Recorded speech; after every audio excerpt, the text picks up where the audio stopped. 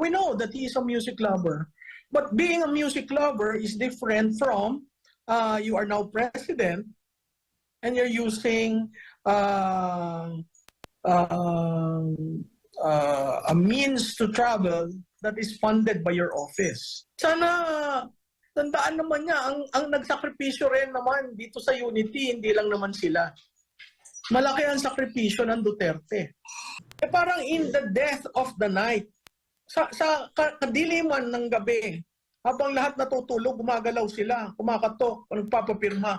Biro mo ang bilis niyan, nangyari yan nung Pasko. Diba? Nung Pasko, yung iba nagsimula, yung iba nagpasko, after ng Pasko, tinuloy sa bagong taon. Kasi nakakapagtaka, biro mo, ang sabi, 91 cities na ang nakapagpapirma.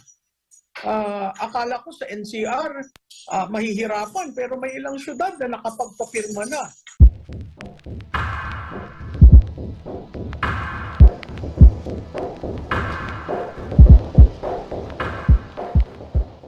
Ring nagtatanong yung impact ng mga pagbabago ngayon ng mga investors na gusto sana mag-invest sa Pilipinas, pero medyo nag-hedge sila dahil hindi nga natin maintindihan kung saan patungo ito.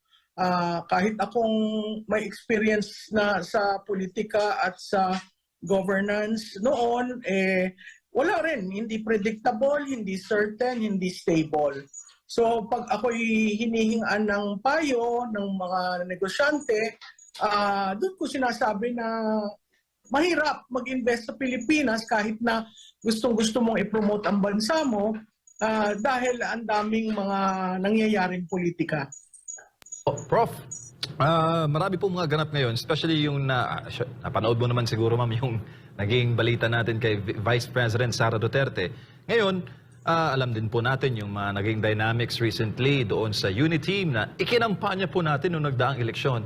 Do you think yung hakbang na yon, yung pagpaparinig ni Vice President Inday na she will run in a position wherein hindi pa naman dapat siyang tumakbo dahil midterm lang, is a move of a broken heart and needs to move on dahil nga sa nangyari sa dynamics sa Unity? Alam mo, Jade, yung sinabi ni Vice President, I think is a very strategic move. Hindi siya broken heart, pero pinapakita niya sa taong bayan that I can turn my back away from this. I do not cling on my position. Those are two principles na makikita mo na certain siya. Pero nung sinabi niyang ako'y tatakbo, hindi naman niya sinabi sa anong posisyon, pero sa 2025, makikita mo maraming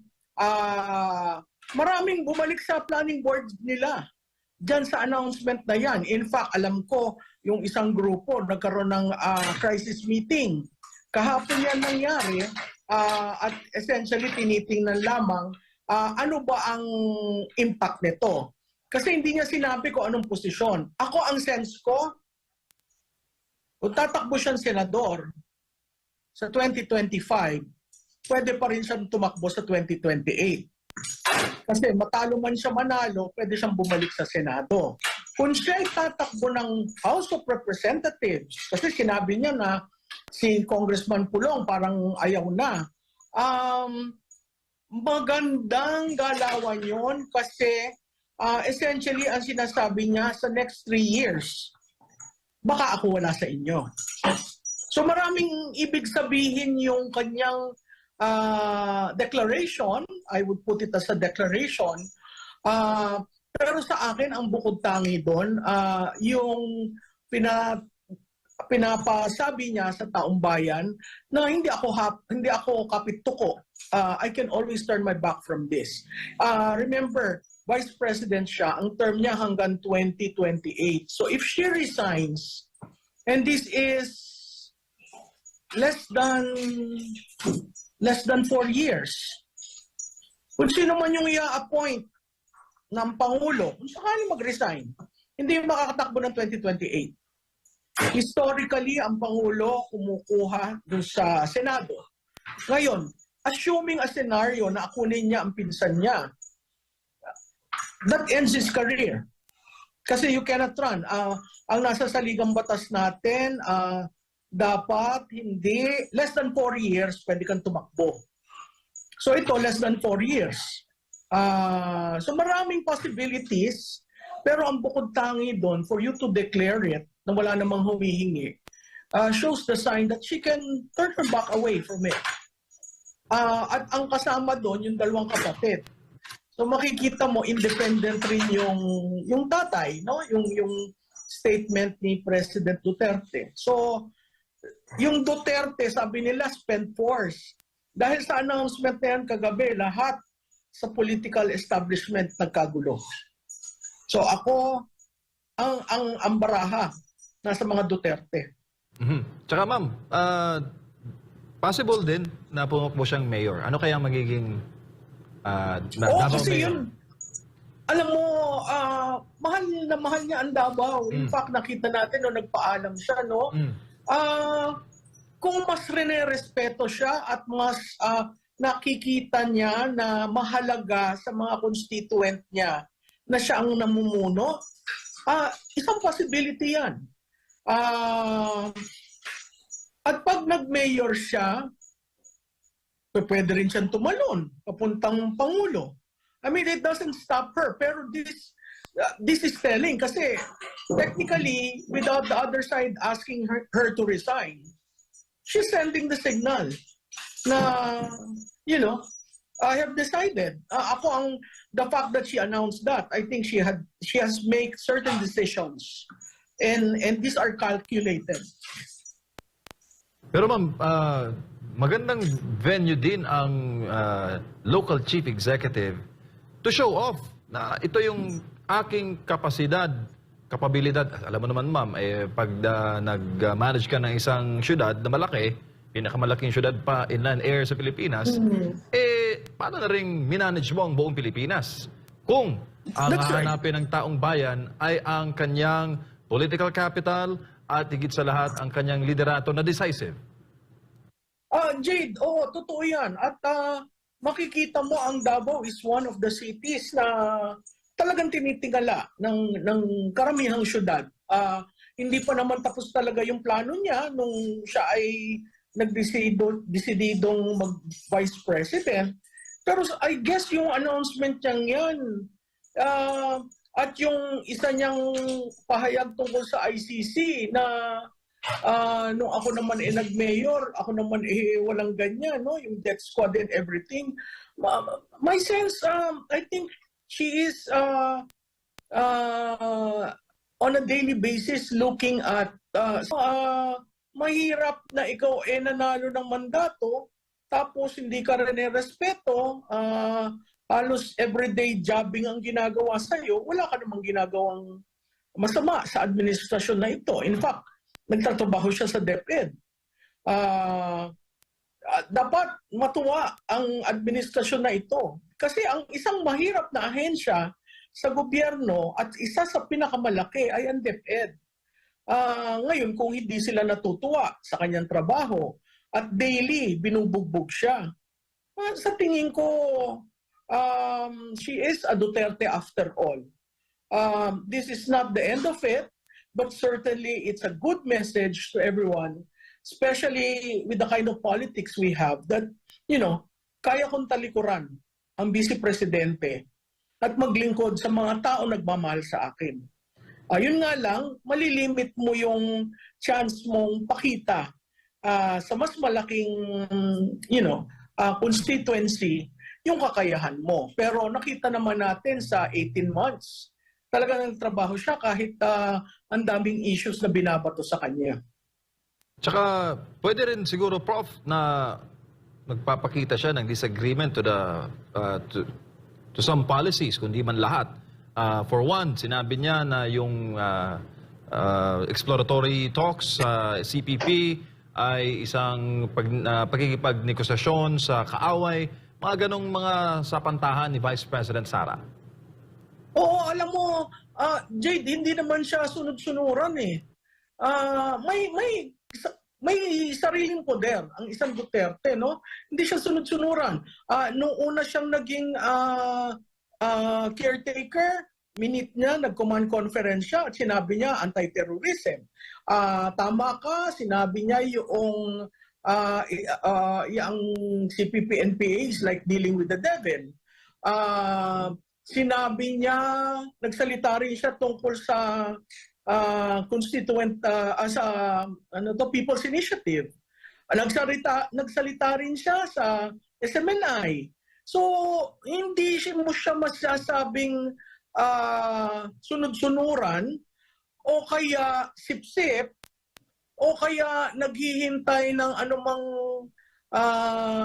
pondo para lang masahihin ang ego ng Pangulo, ng First Lady, at klarado ang differences nila ni Speaker. So to that extent, makikita mo she's a straight arrow and she will say her piece.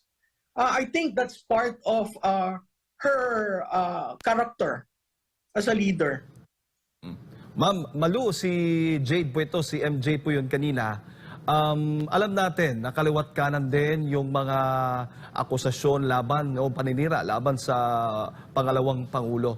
Sa tingin ho ninyo, may mas malalim pa na dahilan. Alam natin, dahil nga, nabanggit mo na kanina, tungkol kay Congressman Pulong at yung kay Mayor Baste. Pero may mas malalim ba? Naka-impluensya ba yung itong mga paninira ito laban sa kanya na mag-anunsyo bigla-bigla? Kasi maraming nabigla din, oy, tatakbo na palang sa susunod na eleksyon, sabi ng pangalawang Pangulo. Pasensya na. Ikaw pa lang si Jade. MJ, pasensya na. Okay lang. Okay lang po. Alam mo, Jade,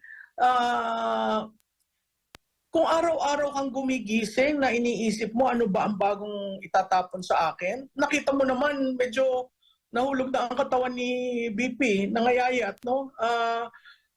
Sa kanya mahalaga ang punto libista ng kanyang mga anak, ng kanyang pamilya, ng kanyang nanay, no? Sa tingin ko,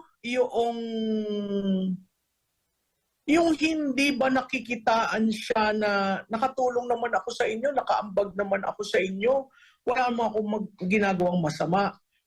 Sa tingin ko, napakahirap na sitwasyon yon. At alam lahat natin, connected yan sa 2028. Yes. In effect, meron na doon sa triumvirate, yung triumvirate ng power, yung nagsishare ng power, kitang-kita mo dyan si Speaker, nag-aambisyon. Hindi tinitigil. Sige lang ng sige. Makikita mo, sa tingin ko, yung unelected, pero asawa ng Pangulo, malaking bagay rin yan. Ako, hindi mo naman kasama sa kasunduan ng unity yung dalawa eh. So malaking bagay sa akin na ang Pangulo magsalita. Kanina nagsalita siya pero nakita mo, biglang pivot. Yes. Kunyari sa ICC, sabi niya ganyan, we will not allow, it's contrary to our sovereignty, blah, blah, blah. However, if they are here on their individual, they are welcome. So, di ba, when you say something, stop there.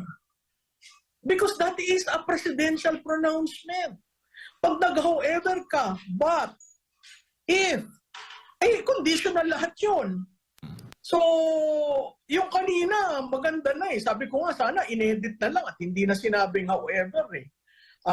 Ganon din yun sa People's Initiative. Sinabi niya in a roundabout way. Sana tandaan naman niya, ang nagsakripisyo rin naman dito sa unity, hindi lang naman sila. Malaki ang sakripisyo ng Duterte. Kahit ang tatay, hindi para sa kanya, nagsakripisyo, tumahimik. Sumunod dun sa anak, no?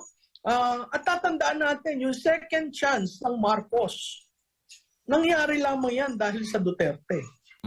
So, kung yun nakakalimutan nila, sa tingin ko dapat, alam mo, ito hindi sana hahaba kung nag-uusap eh. Yes. Pero ang sense ko, niwala ang Vice President sa kitchen cabinet. So kung wala ka sa kitchen cabinet at nasa formal cabinet ka lamang at hindi mo makausap ang presidente, hindi kayo magkahingahan ng sama ng loob, lumalaki ng lumalaki ang hidwaan. At paglaki ng hidwaan, mangingialam ang mga politiko na may pinapaboran. So, makikita natin, pag pinag-compare mo si Speaker at saka si BP diretso. Si Speaker paikot-ikot. Pero mo yung sabihin, hindi siya nagli-lead nitong People's Initiative. Pero kitang-kita naman natin sa lahat ng mainstream media, na-cover siya during that economic briefing. Na-cover siya ng ilan to announce.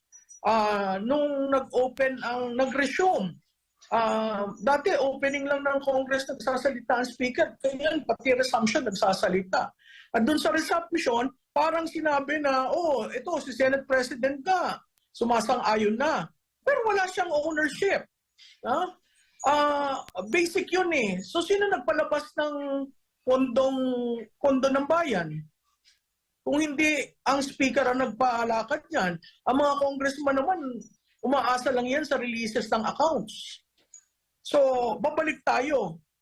Sinabi ng kanyang spokesperson, si Congressman Tulfo, walang kinalaman. Sinabi na hindi niya alam at hindi niya alam kung ano yung sinasabi ni Senator Bato. At hindi siya sumasagot sa mga hindi nagne-name.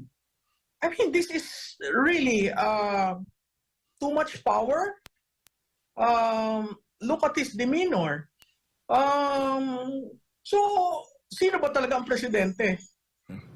Yun ang nakakalungkot dahil hindi naman siya hinalal.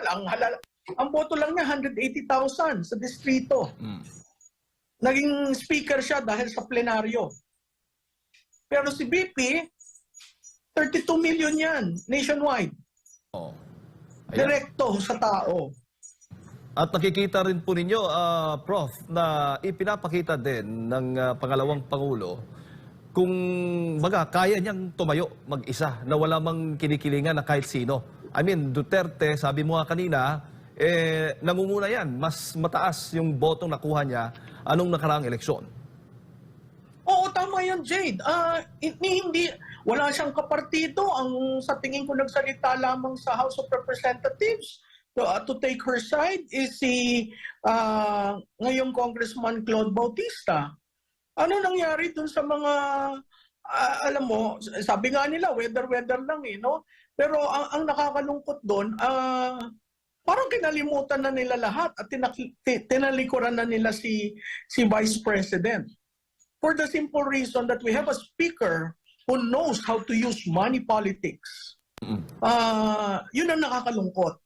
Ngayon, Kasi kung wala kang pondo, hindi ka makakalaban sa gera na ginagawa ni speaker.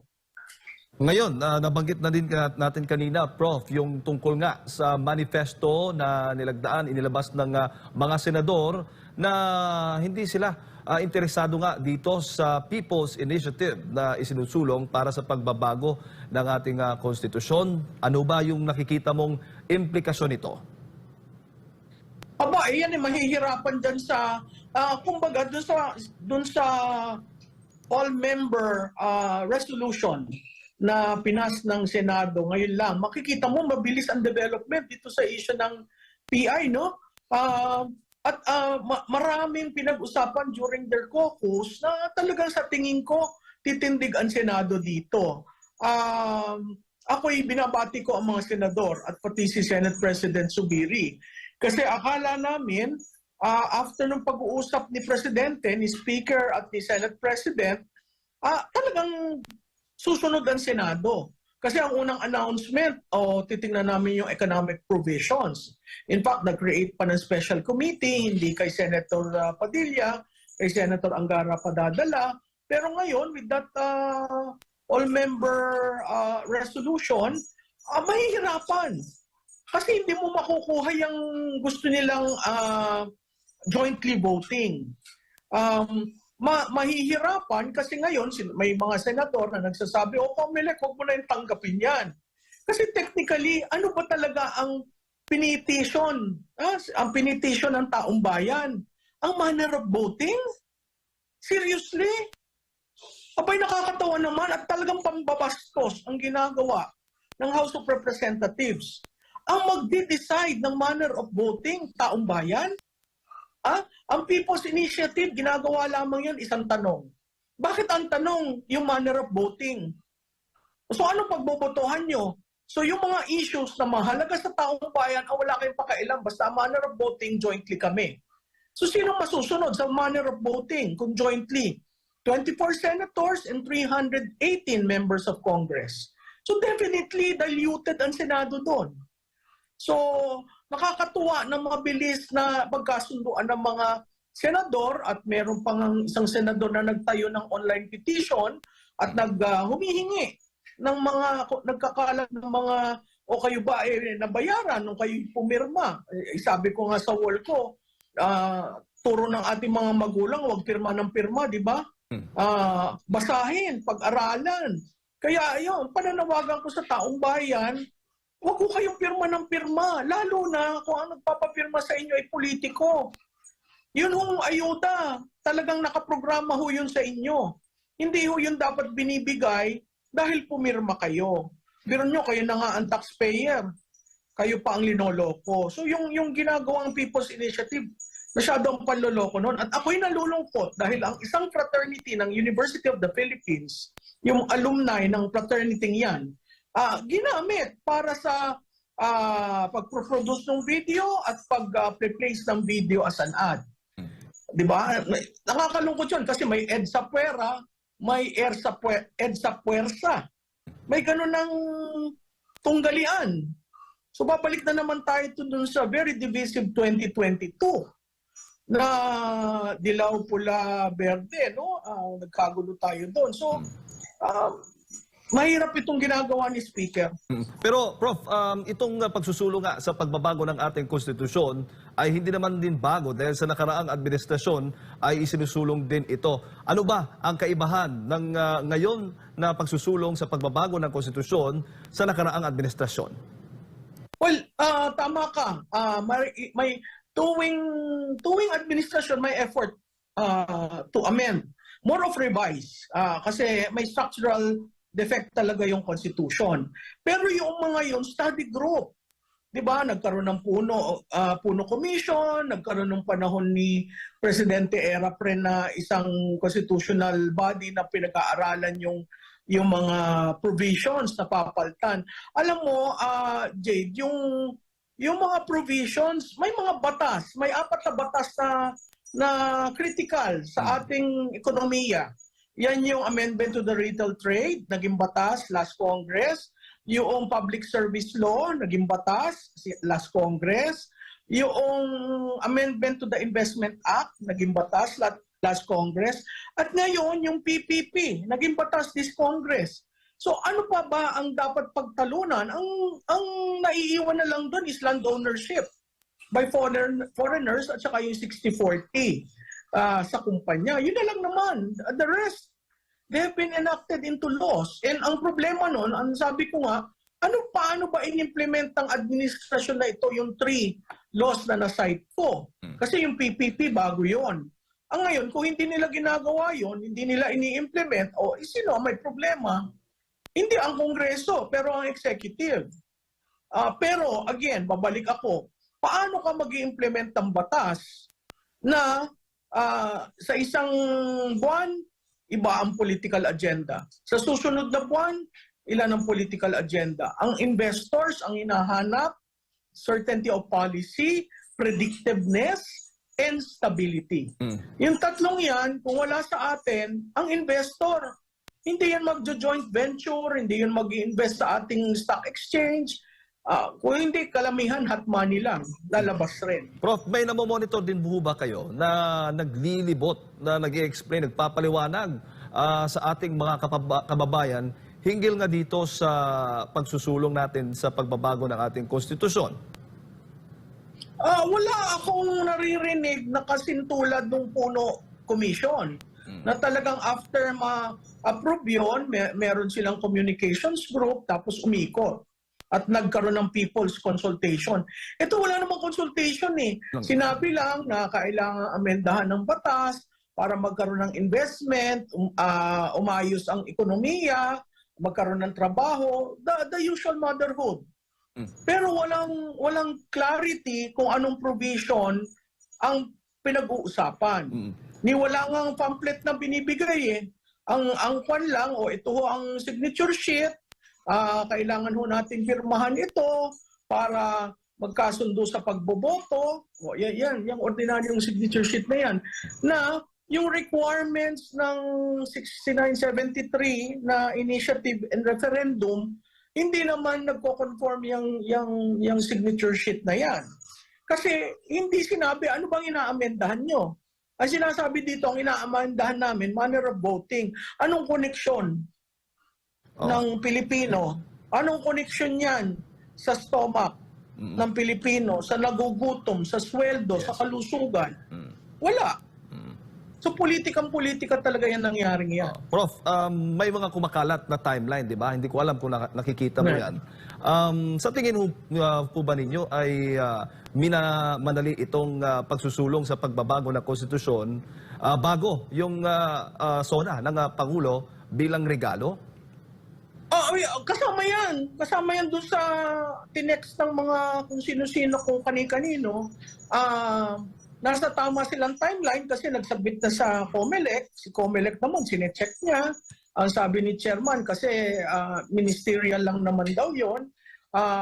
Pero pag ito napalabas na 100% tama yung mga pumirma, siguro doon lang sila maglalabas talaga ano ba talaga yung initiative. But you cannot have so many. Under the ruling ng Supreme Court, isang question lang yan. Sa tingin ko, yaan ay fait accompli na, sabi ng ibang congressman, at with certainty na by the third SONA ng presidente, nandyan na yan. At parang hinahabol sa plebisito ng around July. So, again, another scenario that could happen is a no election. Noel. Kasi kung hindi naghahanda ang COMELEC at busy dyan at nagsalita na ang COMELEC na kumakain sa kanilang time for preparation for 2025 itong People's Initiative. Verify. Pag nagkaganyan, at magkaroon ng plebiscito by July, tandaan natin ang filing is October. Pero at kung yung amendments ay may political, magiging transition siguro yung ihahalal sa 2025. Pero mababago ba ito, Prof, considering ngayon na yung Senado ay may manifesto na kumukontra nga dito sa People's Initiative? Jade, oo. Kasi kung ito yung mahilig si Speaker ng sense of the chamber. Itong ginawa ng Senado, hindi lang sense. Talagang balakid sa People's Initiative. 24 na senador ang tatayo para sa bayan, para sa mga Pilipino sa usaping People's Initiative. At natutuwa ako at nagsama-sama sila. Si Senate President Zubiri, I know is a very, these are trying times for him. But nagpapasalamat ako kasi may nagsalita. Nakakalungkot kasi sa House, wala nagsasalita eh. Yes. Wala na yung opposition? dissent, wala na yung opposition, di ba? Parang ang demokrasya hindi umaandar pag walang oposisyon. Ang demokrasya hindi umaandar kung walang dissent.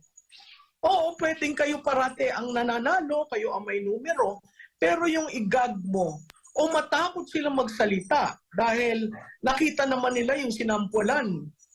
Talagang mabibigat rin. Mabibilang mo lang, Prof, yung mga, alam mo, yung nagsasalita talaga, tulad ni Congressman Pulong Duterte, maging si Congressman Ed Selagman, at Congressman Debot Alvarez. Ang iilan lang po yan sa mga nagsasalita laban dito sa People's Initiative. Oo, biro mo 318 yan. Ang akin sa mga first-termer, 64 kayo. Ito ba ang uring politika na gusto nyo sa susunod na mga susunod na term na kayo parati lang tahimik? May isa akong colleague sa academe na nagsabi that is the impact of the dynasty. Kasi kakausapin mo lang yung puno ng political family, susunod. Pero ako ang sense ko, kaya kayo nahalal dahil kailangan nyo i-represent ang distrito nyo. Biro mo sa 318, 3 taon tumatayo, nagque-question. nakakalungkot kasi hindi ito yung administrasyong binoto natin eh. Hindi ito yung administrasyon na binigyan natin ng second chance sa mga Marcoses. Nakakalungkot lang.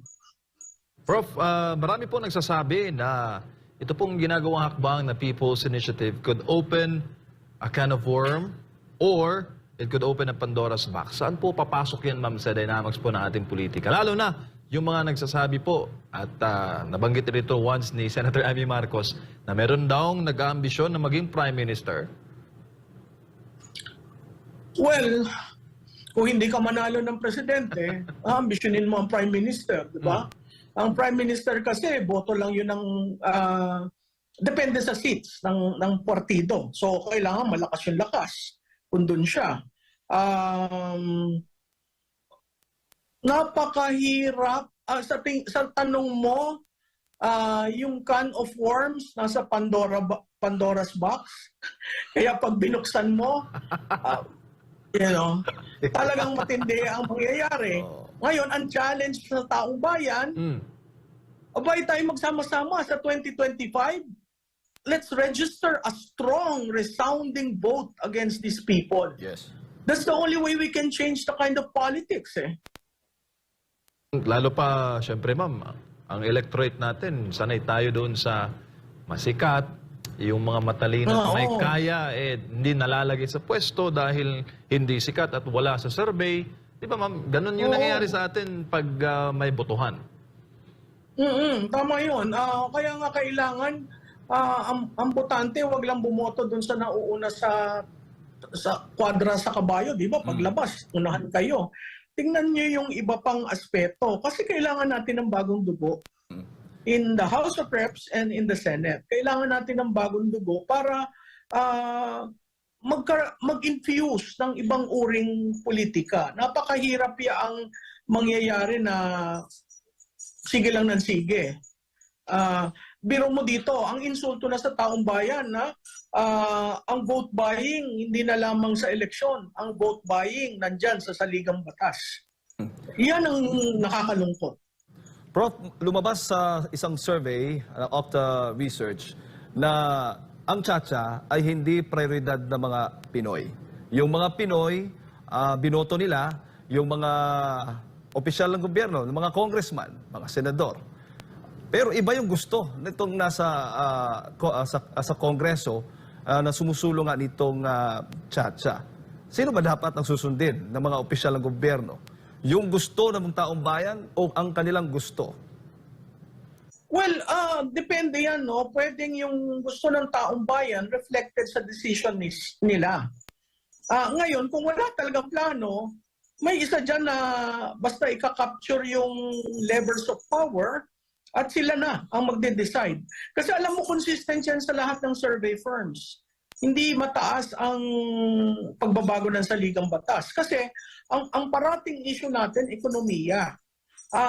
Oo, tumataas ang GDP, no? Pero ang incidence of poverty tumataas at ang cost of living tumataas. Dapat ang tingnan rin ng mga economic managers natin yung cost of living, hindi lang yung GDP. Yung macro kasi medyo okay, except itong balitang uutang sila, no? Yung micro, which is really household level, yung cost of living, napakahalagang tingnan nila. Kasi basic commodities yun. At I don't think even DTI is into that. So, may problema tayo kung hindi lahat yun naaasikaso ng kabinete. Sa loob po ng yung panunungkulan ng administrasyon ngayon, ilang beses ho ba lumalabas po doon sa resulta ng yung survey na yung inflation o yung mga presyo ng mga bilihin ang top concern ng ating mga kababayan? Alam mo sa amin, we do it quarterly. Ang parati, for the past year, it was always economy. So, ibang levels ang measurement namin, pero yung last survey namin, nasa 64% ang economic issues. So, marunong naman sila magbasa ng survey kasi alam nilang basahin kung mananalo sila o hindi, di ba? So, hindi ko maintindihan bakit pagdating sa mga issues, hindi nila masyadong kino-consider yon. But that's the best feedback mechanism that you can do. Ma'am, do you think yung naging mga political noise ngayon sa People's Initiative, nag-ignite po yun sa interest ng ating mga kababayan na aralin po natin yung paksa ng charter change at maging bukas tayo sa isyong na ito para nga yung ating konstitusyon ay maging akma naman sa ating mga pangangailangan sa makabagot modernong panahon ngayon? Alam mo, MJ, dapat ang bawat Pilipino nabasa na nila ang kanilang saligang batas. Mahaba itong ating current saligang batas. Yung kay Justice Puno, umabot po yun ng 1,000 pages. Ang kailangan kasi sa saligang batas, naiintindihan ng tao, nako-communicate ng tama, at saka hindi masyadong mahaba. Kaya the simpler, the better. Ang problema nitong ating saligang batas, napaka-complex compound, pati yung mga provisions. So talagang kailangan baguhin, pero yung pambabastos na proseso na ginawa nila, hindi yun karapat-dapat sa kahit sinong Pilipino. Yung pagbabayad, yung bribery, yung basta papipirma ka dahil may ayuda o may bigay, yung hindi pinag-uusapan ano ba yung issues, hindi mo natutuntun eh. Dapat ang ginawa nila kung issue ng paano ba kami boboto, i-elevate nila sa Supreme Court. Mag-ask sila ng interpretation ng Supreme Court. Dahil yun lang ang paraan eh. Kahit alam mo lumusot ito, sa dulo, pag hindi nagkasundo, i-elevate rin nila yan sa Supreme Court eh. Ba't ba hindi ayusin na? Ang nakakalungkot dito, ginamit nila ang taong bayan. Parang sinabi nila, tanga naman kayo, tanggapin nyo na lang itong 100, pumirma kayo. Yun ang masakit. Kasi ang nagsasabi niyan sa inyo, representative nyo. Sinesweldohan natin sila. Diba? So, napakasakit nun. Saka, do you think, ma'am, na parang, kumbaga, paano sa Tagalog yung partner, yung nakatamay, parang nakaloko, parang, parang naiismulan yung insulto? Naiismulan yung mga politiko sa mga Pilipino ngayon dahil sa kanila sa mga ginagawa lalo na sa People's Initiative? Ako hindi sumasang-ayon dyan. Biro mong parang in the death of the night, sa kadiliman ng gabi, habang lahat natutulog, gumagalaw sila, kumakatok, nagpapapirma. Biro mo ang bilis niyan, nangyari yan nung Pasko. Diba? Nung Pasko, yung iba nagsimula, yung iba nagpasko, after ng Pasko, tinuloy sa bagong taon. Kasi nakakapagtaka, biro mo, ang sabi, 91 cities na ang nakapagpapirma. Akala ko sa NCR, mahihirapan, pero may ilang syudad na nakapagpapirma na. Mukhang takot sila dito sa speaker na ito. At takot silang mawala ng poder at pondo. Naalala ko tuloy yung biblical passage, ma'am, na yung for the thief cometh to steal, to kill and to destroy. Yun binanggit niyo po na lumitaw siya sa kalagitnaan ng gabi. Pwede. Diba? Diba? Kalagitnaan ng gabi. Kasi tayo masaya tayo. Nagpasko. Diba? Kumbaga merong relief na nangyari, nakahinga. It's a collective sigh. Sa Pasko na. Yun pala ang gugulat sa atin, People's Initiative. At walang pakundangan kung kailan gagawin. Kasi ang bagong taon. Ilalagay nila sa taong bayan. Alam mo, napakahirap ang bagong taon kasi karamihan ng Pilipino wala yung pera dahil gumastos ng Pasko. So talagang tatanggap at tatanggap. Ma'am, dito po tayo sa ibang issue naman, yung pagdalo nga ni Pangulong Bongbong Marcos sa isang concert ng isang rock band. At alam mo naman, hati yung reaksyon ng ating mga kababayan. May ilan talagang nakapuna doon kasi ginamit yung presidential chopper. Ano ho bang masasabi po niyo? Tsaka partner, bago lang si ma'am, wala bang karapatan ng Pangulo na mag-relax muna dahil doon sa ang bigat na kanyang responsibilidad bilang Chief Executive? Paano po ba yun, ma'am?